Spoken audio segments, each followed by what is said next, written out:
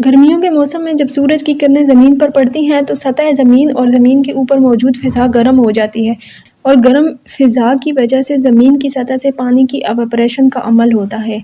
इसके बरक्स फ़िज़ा के ऊपर वाली लेयर ठंडी होती है। इस तरह फ़िज़ा में मौजूद गर्म और ठंडी हवा की तहें एक ग्रेडियंट बनाती हैं। सतह ज़मीन से गर्म फ़िज़ा ऊपर को उठती है और ऊपर जाकर ठंडी तह को रिप्लेस करती है और ठंडी हो जाती है, और इसमें मौजूद पानी के बुखारात भी ठंडे होकर बर्फ़ बना देते हैं। ये अमल चलता रहता है।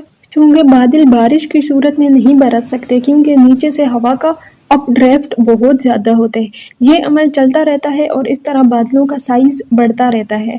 जब बादल का साइज़ बहुत बढ़ जाता है तो इसमें मौजूद बर्फ़ के पार्टिकल्स एक दूसरे से टकराते हैं और इस तरह चार्जेस बादल में जमा होने शुरू हो जाते हैं। नेगेटिव चार्ज बादलों की निचली तरफ होता है जबकि पॉजिटिव चार्ज ऊपर की तरफ होता है।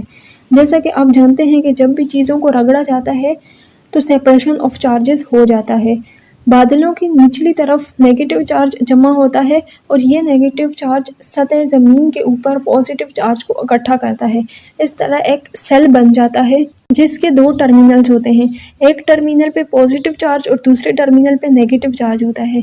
अब ये दो चार्जेस इतनी आसानी से डिस्चार्ज नहीं हो सकते क्योंकि दरमियान में एयर होती है। दो किस्म के चार्जेस जब डिस्चार्ज होते हैं तो बिजली बनती है और हमें थंडरस्टॉर्म यानी लाइटनिंग की सूरत में नज़र आते हैं।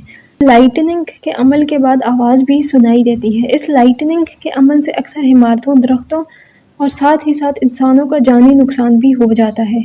जानी नुकसान से बचने के लिए हमें खुली जगहों पे नहीं रहना चाहिए और दरख्तों के नीचे भी नहीं रहना चाहिए, बल्कि अपने घरों में रहना चाहिए।